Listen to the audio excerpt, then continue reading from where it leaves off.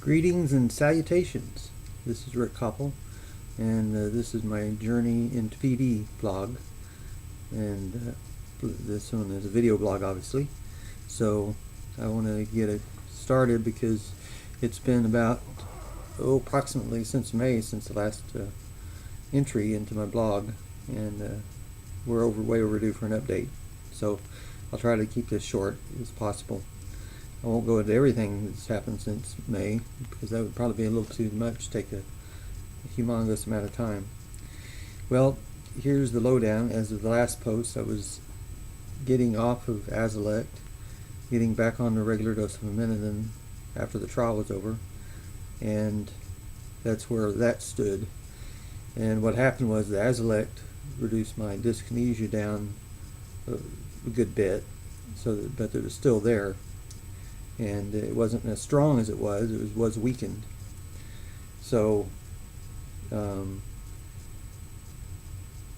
when I got that and we got on the aminotin, I tried going down to one pill a day on the levodopa in hopes of getting rid of the dyskinesia, but that was a no-go. It was like, you wanted more dopamine in my system than that. So got rid of the tremors, kept on 2 pills of levodopa, and since doing that, getting off the Azilect, and it takes a while for it to all get out of your system so you know how it's going to affect you.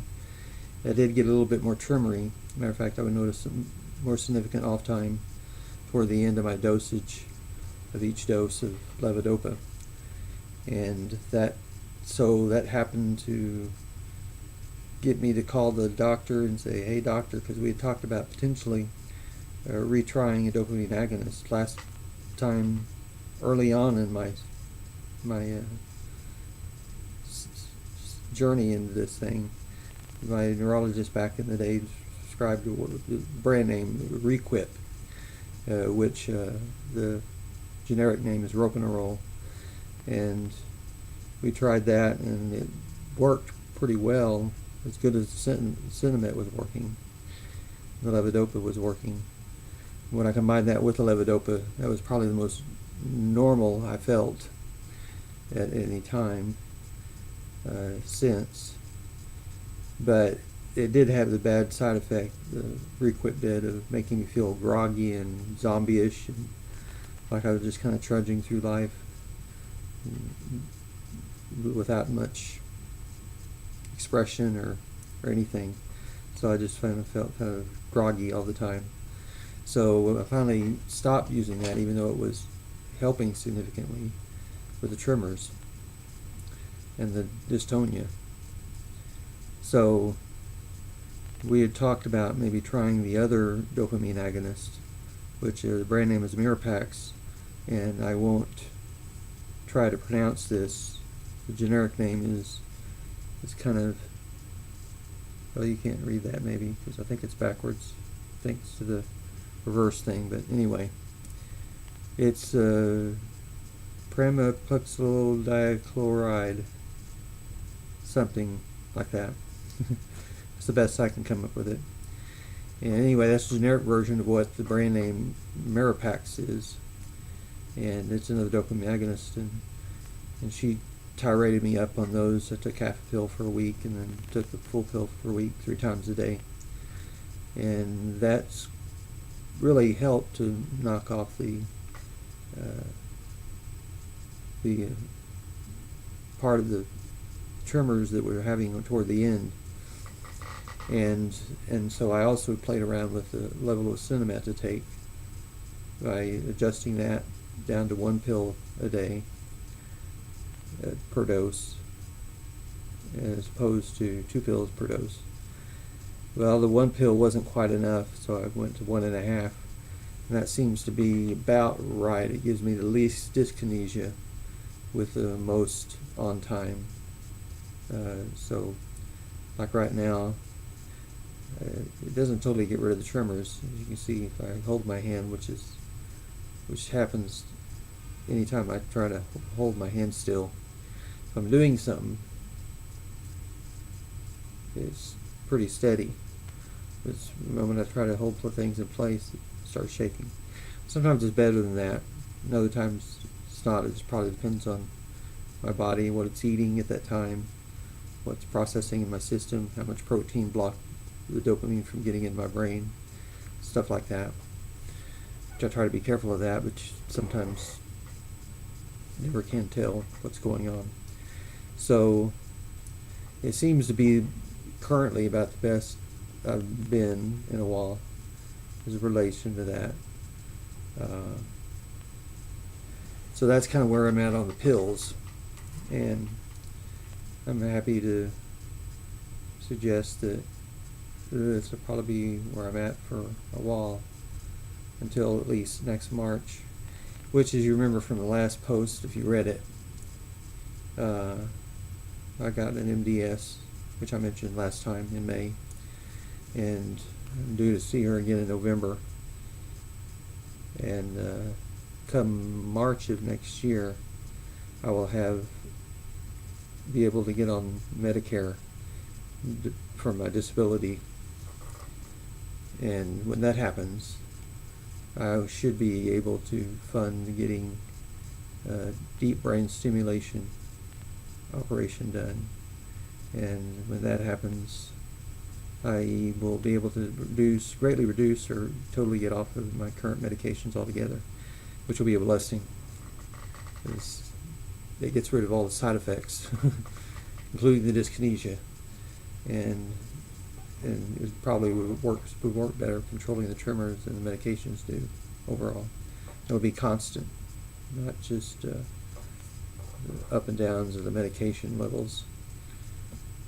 I did find out one thing, because I've been running experiments, and I found the best system is, instead of taking the Mirapax with the dopamine, with the levodopa, I'm alternating them. So I take around 8 o'clock, I'll take the levodopa, then 3 hours later I'll take the Mirapax, and 3 hours later I'll take the levodopa, and 3 hours of Mirapax, so on and so forth throughout the day for 3 doses for each one. And that really seems to keep me on the most level playing field. Like I say, it doesn't totally get rid of all the tremors, but it makes me functional, and I can play pickleball. And pickleball? You don't know anything about pickleball? Well, as you know, I do a lot of exercise at the gym. If you kept up with my blog, you know I exercise a lot. Still do. About close to, I'd say, around 10 to 11 hours of exercise a week, between 4 classes of Zumba, a class of Pilates, a class of body step, and a class of body pump. Keep all my cardio in good shape. My heart resting rate is in the 50s, so that's really excellent. And and my strength is returned. Matter of fact, I just did body pump yesterday morning, and I was able to get through some of the exercises that I hadn't been able to do as well before, without crashing and burning. So, my strength is improving, and all that good stuff is. But I've been filling in extra hours playing pickleball at the gym when I got into that. And if you haven't seen it or know what it is, the best thing I could do is tell you to go onto YouTube and do a search for pickleball, and you can see some pickleball in action. The short version is, it's kind of a cross between tennis, badminton, and ping pong. If you ram those 3 games together, this might be what you come out with as a version of pickleball. And it's a lot of fun. Since I used to play tennis in high school, it's kind of right up my alley. And they have a lot of good people there at the gym that do that every Monday, Tuesday, Wednesday, Thursday, and Friday night. But the upside is that I probably get a little more exercise, cardio workout, and varied movements, because as you know, in tennis, you're going this way, that way, you're reacting to things, you're keeping your balance. All that stuff is involved in in playing pickleball, just like you would in tennis. And so it really helps to keep your mind active, keep your responses sharp, things like that. And it's a lot of fun. People are encouraging. So I usually get in about approximately 1, 2, 3, 4, 5, around 5 hours of pickleball a week, approximately. And so that's another little thing I've been doing of late that you may not be aware of until now. If you're listening to this blog, you're now aware that I play pickleball. Pickleball. If I said that too fast, you couldn't hear it. So that's pretty much where I am now and what's going on with me. On the side note, not totally directly related to Parkinson's. I did have some major issues come up during the last few weeks. I don't think I've mentioned on this blog before, but my mom back in March was diagnosed as having stage 4 liver cancer. And so there wasn't much to be able to do for her, and she elected not to have any extraordinary measures like chemotherapy, which had only maybe given her another extra 6 months. So she passed on this little over a week ago, and we had on July 30th, so it's probably getting close to 2 weeks now, because tomorrow will be 2 weeks. And we just had our memorial services last Saturday, which I did the eulogy for, and it all came out well, and people really liked it. Had a slideshow of pictures, and good service. And it's a little sad, but at the same time, I'm just glad that she didn't suffer too much. I think toward the end, maybe she might have been suffering, but it's kind of hard to tell. But anyway, that has been something that's been on my mind the last 2 weeks. You can see I've been busy, and a lot of things happening with my daughter in town for this period while they're moving to Colorado, and their husband's in Denver getting things set up. She's supposed to be leaving this next Saturday, a week from tomorrow. And so that's all the little news bits that's going on in my life. And so keeping all this stuff juggled and trying to keep everything in the air has been a lot of fun. But it's keeping me busy, and that's always good. And even though I don't have a full-time job, it seems like I have no lack of things to get done. No lack of activities to participate in. So I'm very happy right now, even though future, you never know what's going to happen in the future. God may heal me at some point, and it's up to Him. And, or I might just bear this burden for the rest of my life, which is probably the more likely scenario, but you never know what God will do. So, and if it's in His will, that's what will happen. Until then, I'll just put up the best attempt to keep myself healthy, and so that my family will enjoy me for as long as possible before I become a burden to them. And God will take care of the rest and keep us in good shape. So, thanks for listening, and that's where I'm at now. We'll try and update you a little bit later on what's going on, in case anybody's interested. Because I always get asked this question, especially about Hans. Yes, I'm still taking the TUCDA, and it's, to my knowledge, best of my knowledge, it's still helping.